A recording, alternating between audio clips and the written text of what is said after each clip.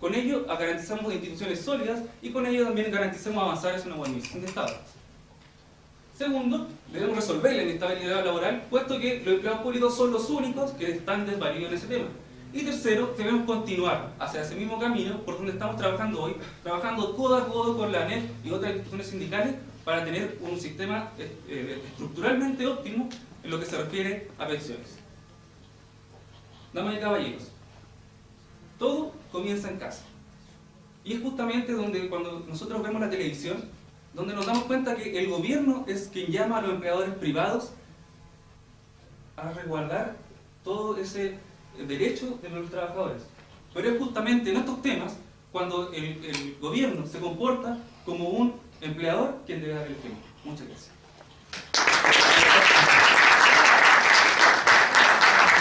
Representando a la Universidad de las Artes, las Ciencias y las Comunicaciones, el señor Juan Carlos Pozo.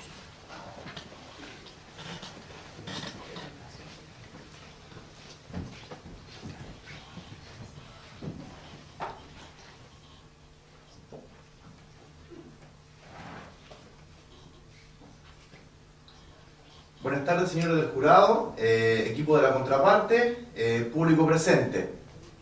Mi nombre es Juan Carlos Opazo y represento a la Universidad UNIAC. Y ante la pregunta si el Estado debe satisfacer las actuales demandas de la ANEF en materia laboral, nuestro equipo de la Universidad UNIAC cree firmemente que no se deben satisfacer.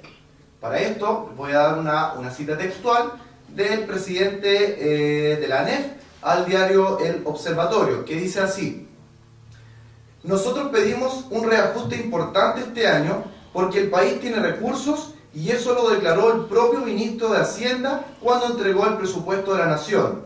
Se ufana de que este gobierno va a entregar al próximo, no sabemos cuál, la mayor cantidad de recursos que antes vistos. Vemos el precio del cobre, está alto. Por lo tanto, los funcionarios públicos aspiramos también a un reajuste importante, sentenció.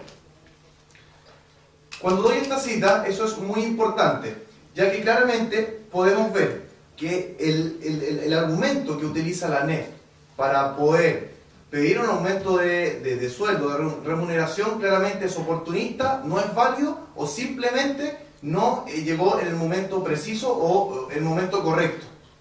En el mundo se vivió una crisis, acá en Chile también se vivió esa misma crisis, que sin duda puede que haya sido la más grande o una de las más importantes en los últimos 50 años. ¿En qué momento estas personas llegan a pedir de inmediato, cuando el precio del cobre está en alza, si estamos recién saliendo desde una crisis que es súper importante? Creo que las prioridades en el país hay que tomarlas con altura de miras. Cuando hablo de altura de miras, creo que hay otras prioridades en donde se dice que hace mucho tiempo que los reajustes han sido muy bajos por parte de la ANEF, siendo que desde los 20 años de democracia, del retorno de la democracia en nuestro país, se ha percibido un porcentaje de un 190% en el incremento del sueldo de estos funcionarios públicos. Y sabemos perfectamente, según las encuestas, según el CERNAC, según el reclamo de la gente, sabemos claramente que la atención, a pesar que se haya subido en un 190%, los sueldos de estas personas, de estos funcionarios, sigue siendo ineficiente y las personas siguen estando disconformes. Tu pregunta. ¿Consideran ustedes como bancada que el demandar mejores salarios es oportunista?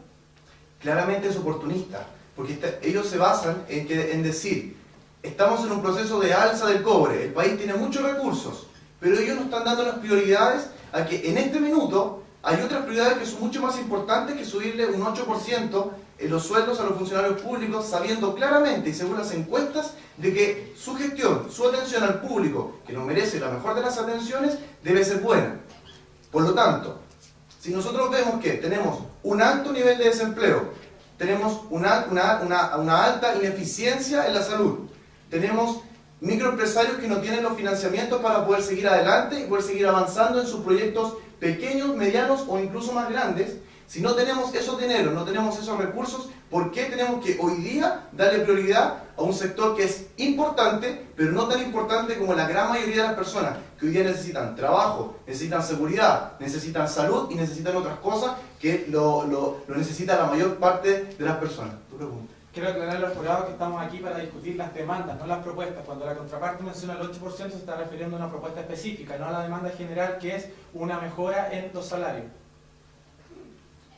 La propuesta del 8%, ellos presentan una propuesta de un 8% porque ellos es lo que necesitan o es lo que creen que les corresponde realmente recibir como reajuste.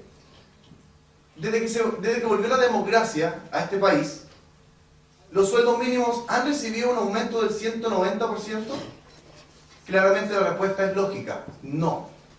¿Qué pasa con esto? ¿Por qué un sector que supuestamente es importante, y es así, es importante, pero por qué tenemos que desmerecer el trabajo de los obreros que hoy día ganan 169.000 pesos? ¿Quién vive con 169.000 pesos? Si sabemos claramente que el funcionario público de menor rango no gana 169.000 pesos y goza de grandes beneficios en materia de salud, en materia de educación para sus hijos y su familia. ¿Por qué tiene que haber esa diferencia en momentos que hay un poco más de dinero, que se subió muy poco lo que fue el sueldo mínimo? ¿Por qué ellos exigen un 8% o la propuesta? ¿Por qué proponen eso hoy día cuando supuestamente tenemos más recursos? Pero ¿por qué no toman un poco más de conciencia que hay otras prioridades y que estamos recién saliendo de una crisis que nos ha afectado y que afortunadamente pudimos controlar?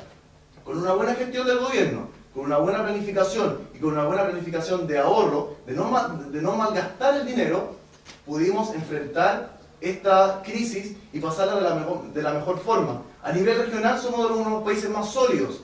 ¿Por qué? Porque se sabe administrar el dinero, se sabe dar importancia a lo importante. Yo no quiero decir, y no quiero que se malentienda, que yo voy a decir que no es importante que los funcionarios públicos ganen bien, pero siento que hoy día hay otras personas que ganan menos que ellos y no tienen inconveniente o no están ejerciendo mayor presión, porque saben que estamos en un proceso de crisis. El gobierno claramente tiene que dar importancia a lo importante, porque sin duda el gobierno es para gobernar a las grandes mayorías y a las grandes personas que necesitan de verdad las cosas. Muchas gracias.